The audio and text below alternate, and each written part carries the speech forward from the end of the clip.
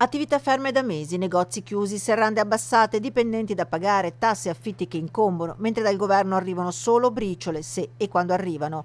Un SOS lanciato al governo e sostenuto a gran forza dal mondo politico locale e regionale. Abbiamo cassa integrazione, abbiamo questa piazza completamente vuota di economia e non possiamo permettercelo, perché noi dobbiamo fare in modo che il rischio sanitario si leghi anche al rischio economico. Il rischio economico oggi si sta dimostrando gigantesco, enorme, non sostenibile. Il governo deve capire che non si vive solamente di proclami, ma il lavoro è dignità, e quindi bisogna lasciare queste persone lavorare, creare indotto, anche perché se le imprese non lavorano lo Stato dov'è che trova i soldi per mandare avanti questo paese? Sono qui come cittadina in primis, come amministratrice pure, perché sono consigliera qui a Bassano, e sento tantissimo il bisogno di stare vicino a questa categoria che è stata dimenticata come altre del resto dall'ultimo decreto ministeriale ingiusto e altamente incostituzionale. 1° maggio di controlli serrati delle forze dell'ordine con tanto di pattuglia della polizia locale tra Pove e Bassano, proprio poco prima dell'inizio del flash mob che ha dato vita ad un botta e risposta tra l'assessore Donazzana e il sindaco di Bassano Pavan. Questo pugno duro che anche qualcuno ha